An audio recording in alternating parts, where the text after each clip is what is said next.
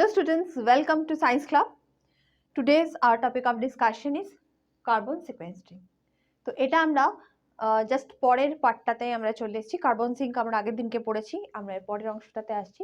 So let's enter into the details. কাকে বলে এই সিকোয়েস্ট্রেশন বা সিকোয়েস্টারিং, কি বলছে, কি জিনিস? এটার সাথে কার্বন সিঙ্কের খুব রিলেশন রয়েছে। It's too much connected with our surroundings. ঠিক আছে, আমাদের ইকোলজি, ইকোসিস্টেম সবকিছুর সাথে এই ব্যাপারটা ভীষণভাবে জড়িত। তো কার্বন সিঙ্ক অলরেডি আমরা পড়েছি। Now the next part, carbon sequestration, the long term storage. Now the term is long term storage. সিঙ্কের ক্ষেত্রে আমরা কি দেখেছি? কার্বন সিঙ্ক কোথায় হচ্ছে, একটা কার্বন সোর্স থাকছে এবং সেখানে অ্যাবজর্বেশনের একটা ঘটনা থাকছে। এক্ষেত্রে কি হচ্ছে, এটা একটা লং টার্ম স্টোরেজের ব্যাপার থাকছে কার্বনের। The long term storage of carbon in plants.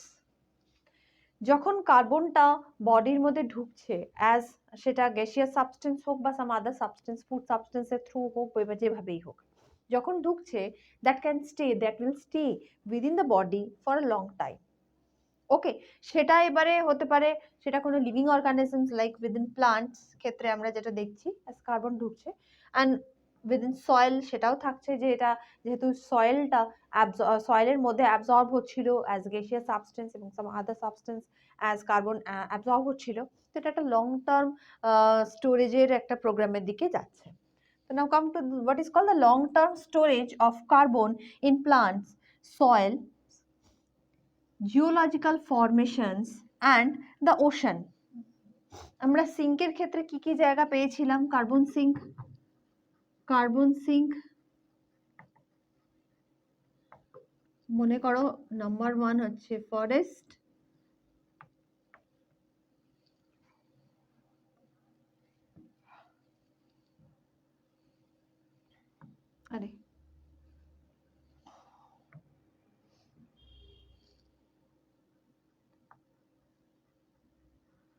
Carbon sync number 1 পেয়েছিলাম হচ্ছে ফরেস্ট, নাম্বার 2 পেয়েছিলাম হচ্ছে soil, and number 3 was ocean. ওকে,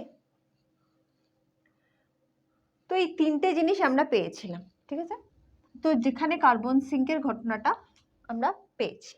নাও সিকোয়েস্ট্রেশনও কিন্তু একই জায়গাতেই আমরা পাবো, কারণ এটা লং টার্ম একটা অ্যাবজর্বেশনের কাজ চলছে বা স্টোরেজের কাজ চলছে। So what the long term storage of carbon in plants, soil, and in ocean. This is called the sequestration. Carbon sequestration occurs both naturally and as a result of anthropogenic activity. Anthropogenic activity. এবার দেখো সিঙ্কের সাথে কিভাবে link আমরা পাচ্ছি। সিঙ্কে আমরা কি দেখেছি, যে কার্বনগুলো একটা সোর্স থেকে রিলিজ হচ্ছে, গিয়ে একটা জায়গাতে গিয়ে অ্যাবজর্ব হচ্ছে, অথবা অ্যাবজর্পশনের থেকে সোর্সের যে এমিশন সেটা অনেক বেশি হচ্ছে। সেটা হচ্ছে কন্ট্রাস্টিং একটা কথা আমরা পেয়েছিলাম। সিকোয়েস্ট্রেশনে কি পাচ্ছি, কার্বনগুলো প্লান্ট, সয়েল এবং ওশান, প্লান্টস মিনস হচ্ছে এখানে আমরা ফরেস্ট হিসেবে যেরকম দেখেছিলাম সেই জায়গাটাই বলছি, গ্রুপ অফ প্লান্টস আমরা খুব জেনারেলি ফরেস্টটাকে এক্সাম্পল হিসেবে পাই। So plants, soil and ocean, এই জায়গাতে প্রচুর পরিমাণে স্টোরেজ হচ্ছে। কিভাবে স্টোরেজ হচ্ছে? Maximum for the anthropogenic activity, maximum for the storage for activity of the anthropogenic activity. Anthropogenic activity মানে হচ্ছে মানুষের কাজ, মানে এটা পুরোপুরি হচ্ছে man made, but in some cases ন্যাচারালিও হয়ে থাকে, বাট নর্মালি ম্যাক্সিমাম ক্ষেত্রে আমরা যেটা পাই অ্যানথ্রোপোজেনিক অ্যাক্টিভিটি আমরা পাই। ন্যাচারালিও আমরা দেখেছি, ভলকানিক ইরাপশন দেখেছি, ফরেস্ট ফায়ার দেখেছি, সেক্ষেত্রেও কিন্তু ফসিল ফুয়েল কোনো রকম ভাবে বার্নিং হয়ে গেল, ন্যাচারালি হলো, তো সেক্ষেত্রে কিন্তু ন্যাচারালি একটা কার্বনের যে এমিশন সেটা আমরা পেয়েছিলাম। এক্ষেত্রে ন্যাচারালি যেমন হয় তেমনি অ্যানথ্রোপোজেনিকও হতে পারে। তো naturally and both the anthropogenic activities and typically referred to as the storage of carbon that has the immediate potential to become carbon dioxide gas. Now this is cause carbon sequestration. আবার বলি, যে যে যে যে জায়গাগুলো থেকে যে যে জায়গাগুলো কার্বনটাকে অ্যাবজর্ব করছে, যেমন ধরো ফরেস্ট, মানে that means within the plant, soil and ocean, এই যে অ্যাবজর্বটা হচ্ছে, এই অ্যাবজর্ব একটা লং টার্ম অ্যাবজর্পশন হতে হতে then this intermediate way to produce potential become to produce the carbon dioxide gas. যত বেশি জমতে থাকবে, it can be combined with the oxygen, অক্সিজেনের সাথে বাইন্ড করবে এবং এটা কার্বন ডাই অক্সাইড গ্যাস তৈরি করবে। একটা টাইম পর্যন্ত আমাদের কার্বন ডাই অক্সাইড গ্যাসটা naturally, it's fine, we need that carbon dioxide gas, কারণ গাছ তাহলে খাওয়ারই তৈরি করতে পারবে না if there is no carbon dioxide, right? কিন্তু যদি কার্বন ডাই অক্সাইডের পরিমাণ বেড়ে যায়, that leads to green house effect, global warming. তার মানে কার্বন ডাই অক্সাইড যেমন আমাদের দরকার লাগছে, তেমনি এটার একটা নেগেটিভ ইম্প্যাক্টও রয়েছে। নেগেটিভ ইম্প্যাক্ট আমরা কি পাচ্ছি? নেগেটিভ ইম্প্যাক্টের মধ্যে আমরা পাচ্ছি হচ্ছে green house effect that leads to global warming.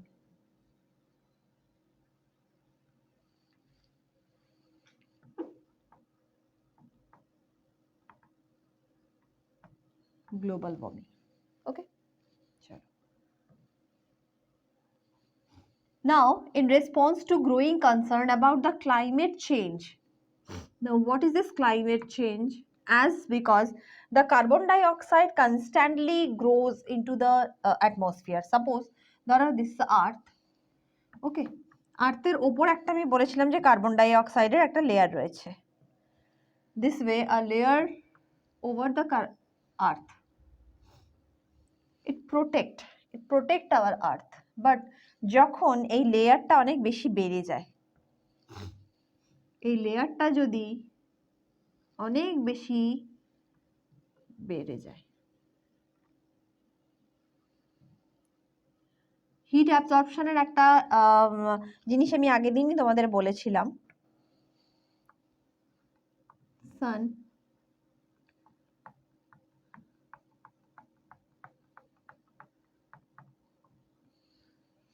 তো sun rays come inside the earth directly carbon ডাই অক্সাইডের যে লেয়ারটা CO2 লেয়ার, এটাকে কিন্তু ক্রস করে আসতে পারে। বাট যদি লেয়ারের পরিমাণ অনেক বেশি হয়ে যায়, so it's unable to cross the carbon dioxide layer, so it again come back to earth. যেতে চেষ্টা করবে, বাট এগেন কার্বন ডাই অক্সাইডটা কিন্তু ফেরত আসবে আর্থে। তো আর্থের temperature will rise,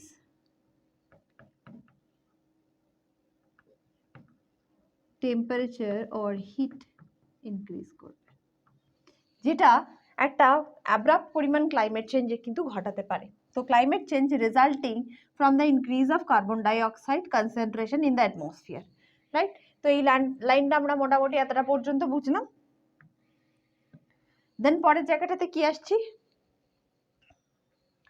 Considerable interest has been drawn to the possibility of increasing the rate of the carbon sequestering through changes in the land use and the forestry, and also through geoengineering techniques such as carbon capturing and storage.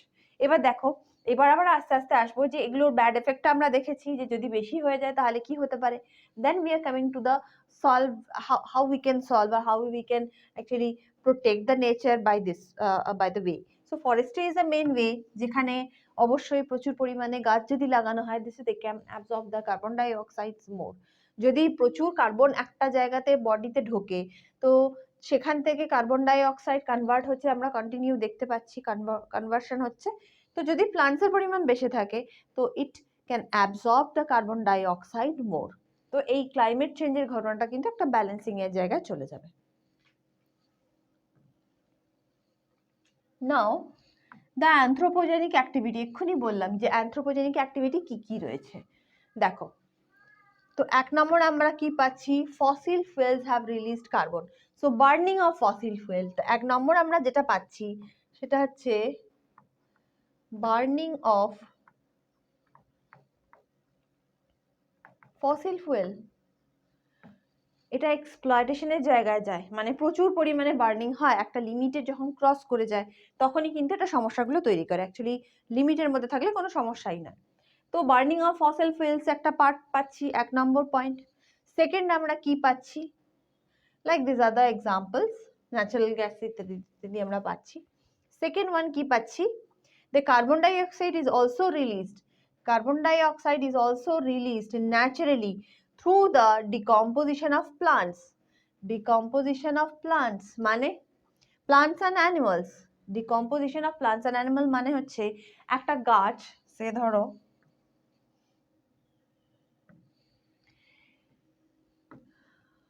Okay, A life time অনুযায়ী carbon die oxide নিচ্ছে এবং oxygen দিচ্ছে, ঠিক আছে। But এটা যখন dead হচ্ছে, মানে এর লাইফ এন্ড হচ্ছে, এন্ড অফ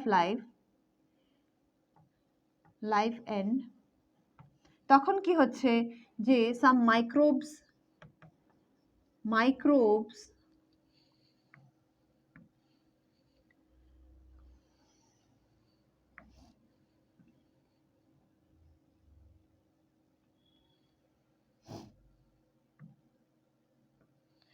এই গাছটার উপরই যখন এটা লাইফ যখন এন্ড হচ্ছে তখন মাইক্রোবস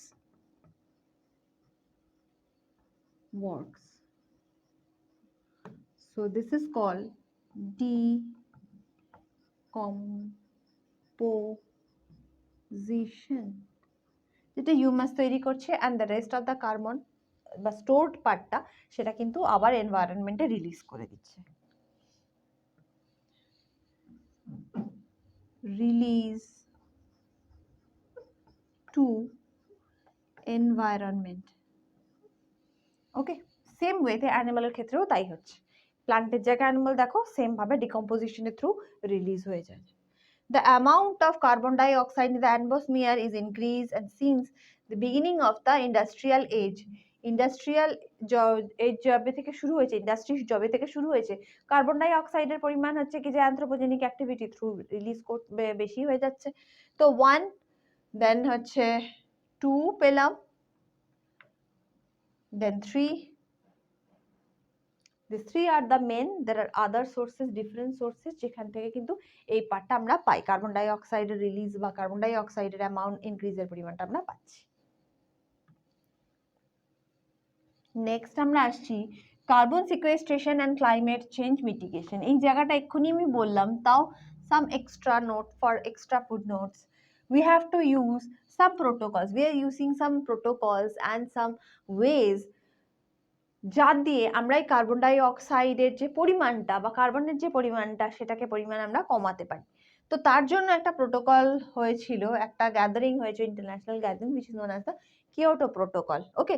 তো এখানে কিছুটা দেওয়া রয়েছে যার থেকে যে রিফরেস্টেশনের ঘটনাটা কিন্তু আমরা জানতে পারি। প্রচুর পরিমাণে গাছ লাগানো হয়েছে এবং তাতে এমন কিছু জিনিস ইউজ করা হয়েছে যাতে সেই গাছের কোয়ালিটিটাও ঠিকঠাক থাকে, এবং ফেন্সিং এর ঘটনা ইত্যাদি ইত্যাদি অনেক রকম আমরা টেকনিক, নাওয়েডে আমরা তো অনেক রকম টেকনিক ইউজ করেই থাকি, but according to that protocol there is some কিছু রুল সেট আপ করা হয়েছিল to control the carbon dioxide gases in the nature.